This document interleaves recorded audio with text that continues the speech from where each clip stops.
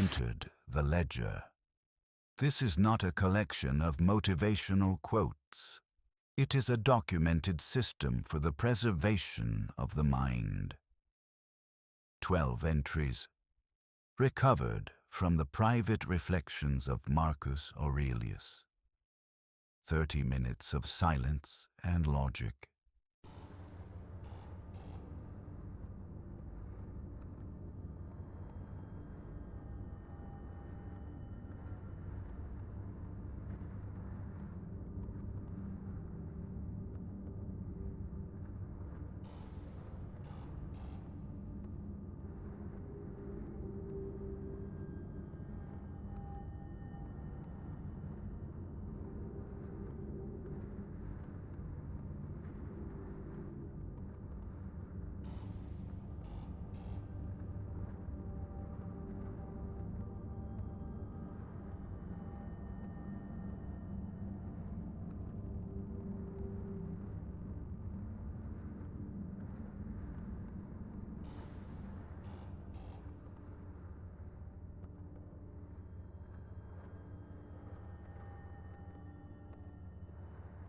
Consider the words of the 4th book.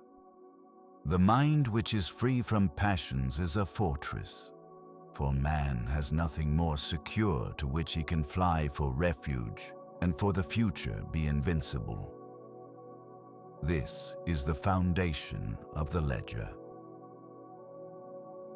The inner citadel is not a metaphor for strength.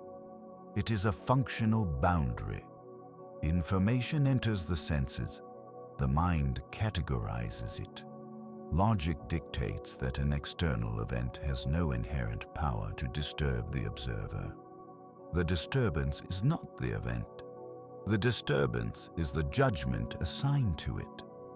By withholding judgment, the citadel remains intact. The world moves, but the center is static.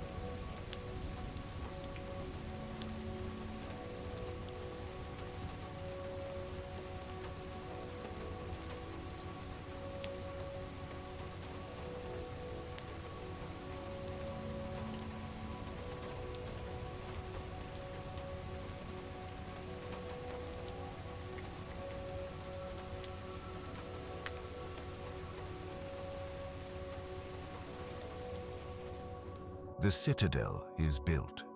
However, a fortress is only as strong as the logic used to defend it. If the judgment is flawed, the walls crumble. We move to the mechanism of perception. Entry 02. Objective judgment. Entry 2. Aurelius writes, "Remove the judgment and the I am hurt is gone. Remove the I am hurt, and the hurt itself is gone." This is the mechanism of perception. Objective judgment is the act of seeing events without their labels. Pain and stress do not live in the event. They live in the adjectives we use to describe it. A setback is just an occurrence until you label it bad. When an event occurs, describe it only as a fact. Do not add opinion. If you lose an item, the fact is, it is gone. The judgment that this is a tragedy is an unnecessary addition.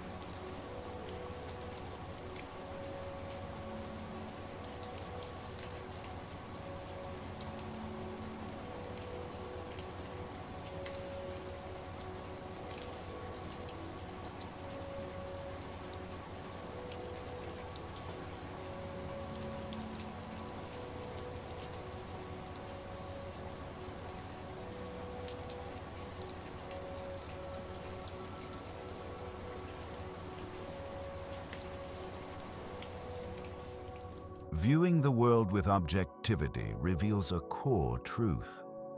Most of what we do and say is not essential. To keep the judgment clean, you must remove the clutter.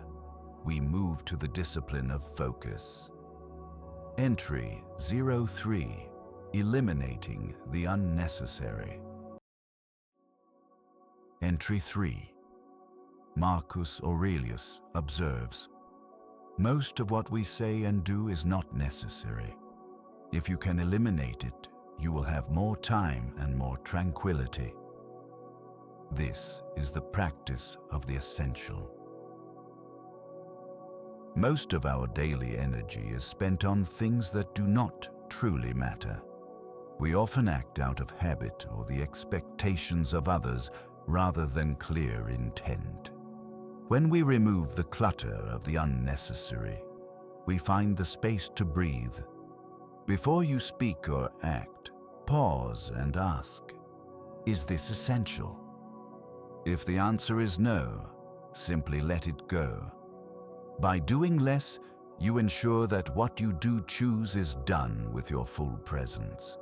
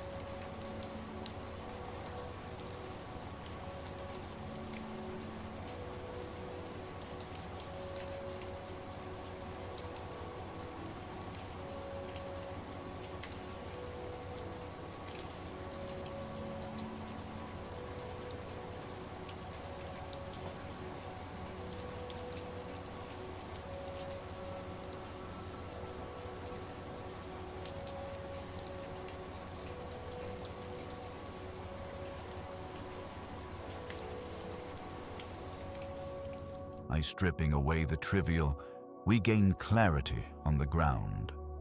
But sometimes, the best way to see what matters is to change your coordinates entirely. We look down from the heights.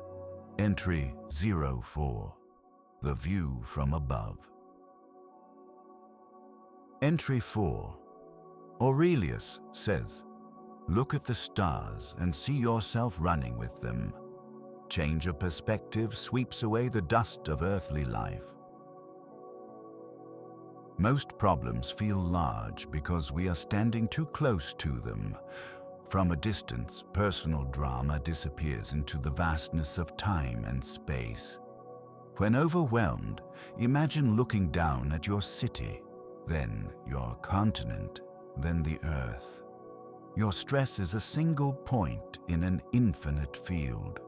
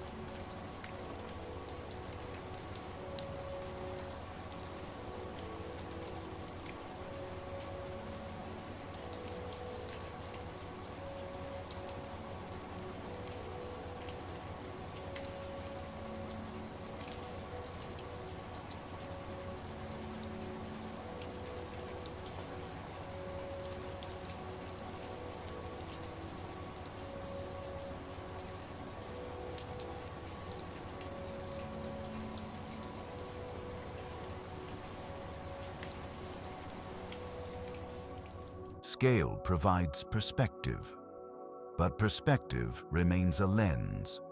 To see clearly, we must recognize the filter of our own opinions. Entry 05. Objective perception.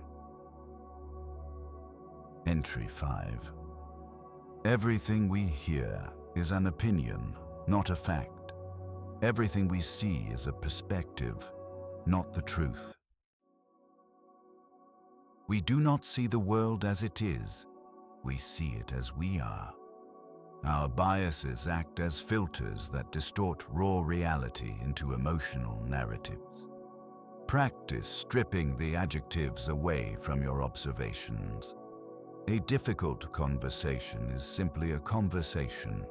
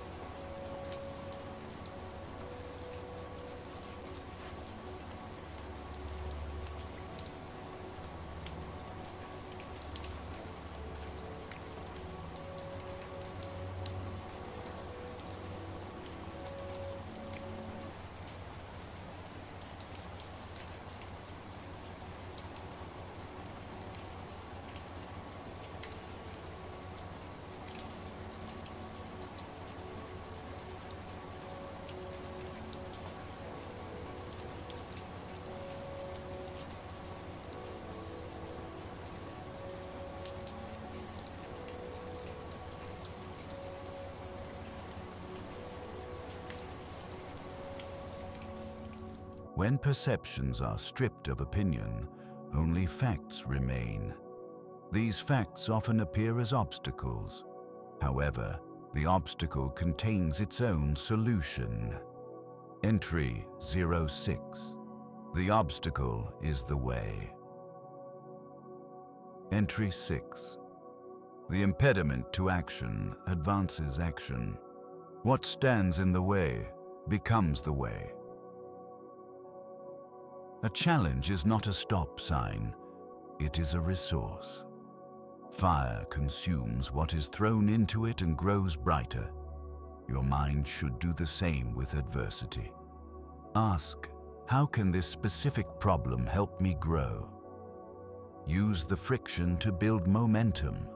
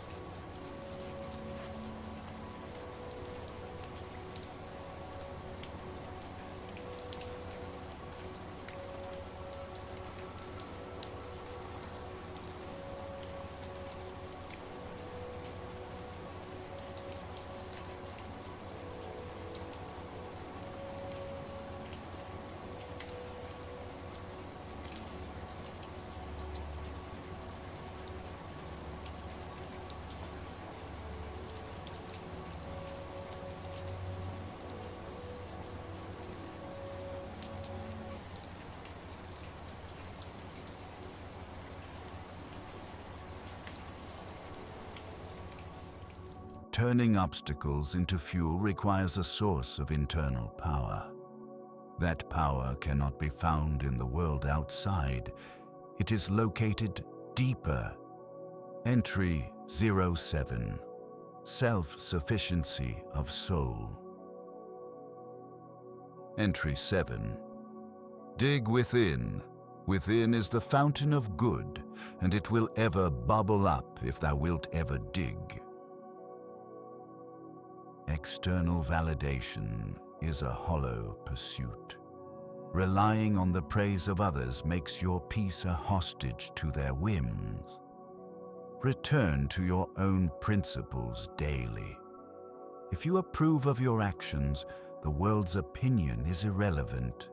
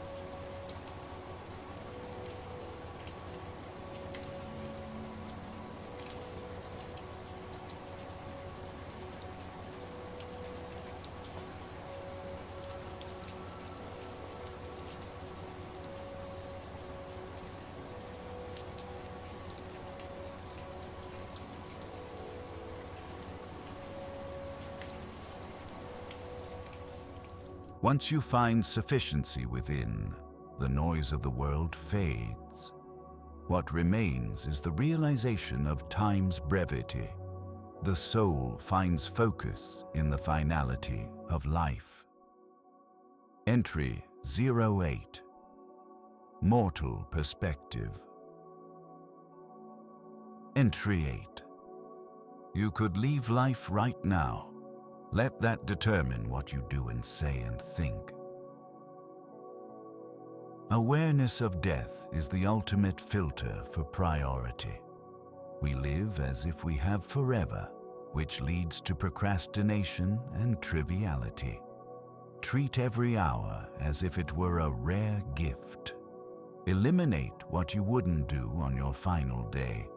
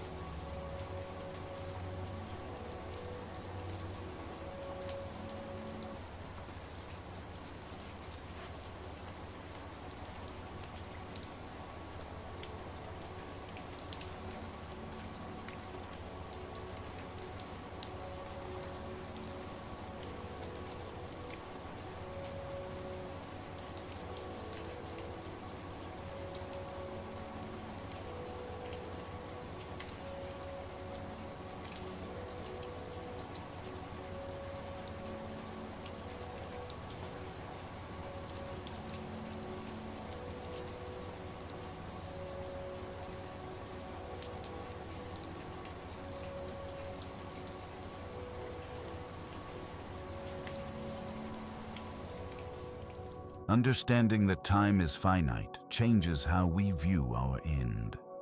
It also changes how we view our beginning. Every day becomes a deliberate choice. Entry 09. The Morning Ritual. Entry 9. At dawn, when you have trouble getting out of bed, tell yourself, I am rising to do the work of a human being.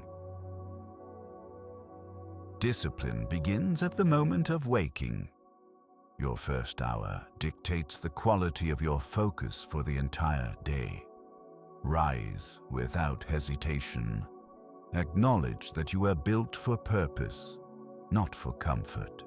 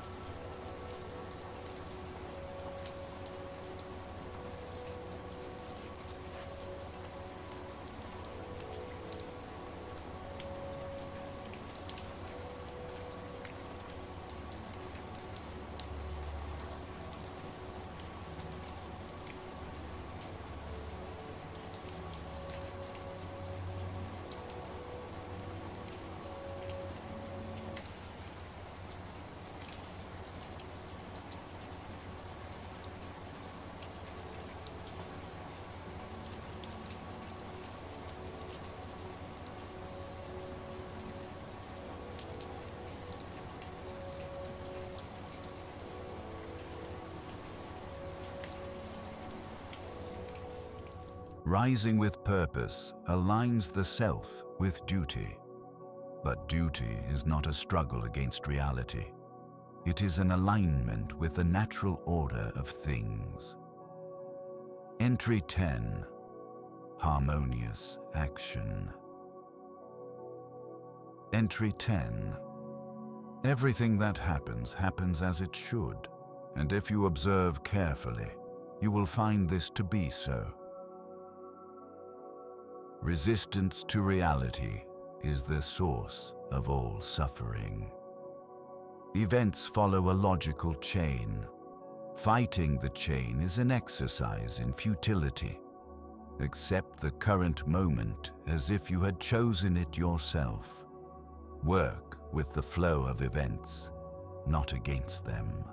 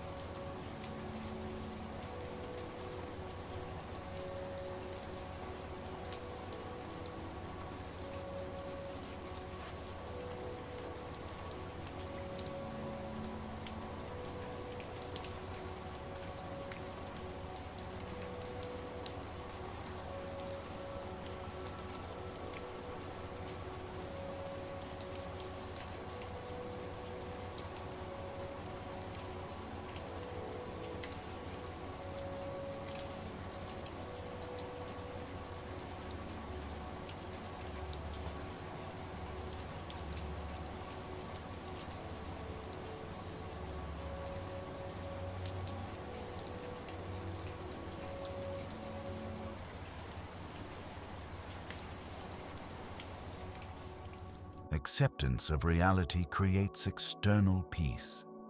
To protect that peace, you must govern the internal landscape. The mind is the final sovereign. Entry 11. Mental freedom. Entry 11.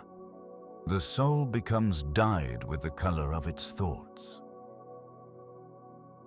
You are the architect of your own character. What you dwell upon eventually defines who you become. Curate your thoughts as carefully as you curate your tool. Reject the thoughts that weaken your resolve.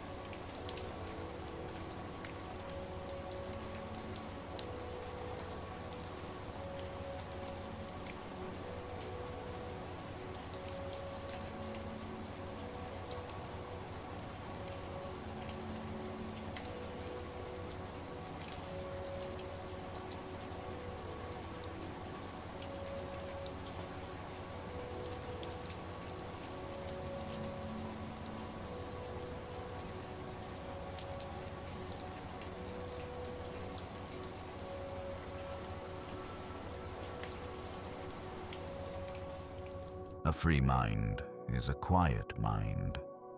When the thoughts are disciplined and the spirit is sovereign, the search for logic reaches its conclusion. Entry 12. The final silence. Entry 12. He who has seen present things has seen all, both everything which has taken place from all eternity and everything which will be. The pursuit of the silent mind is a lifelong archive. Total control is not a destination, but a persistent state of observation. Close the ledger. Carry the silence into the world.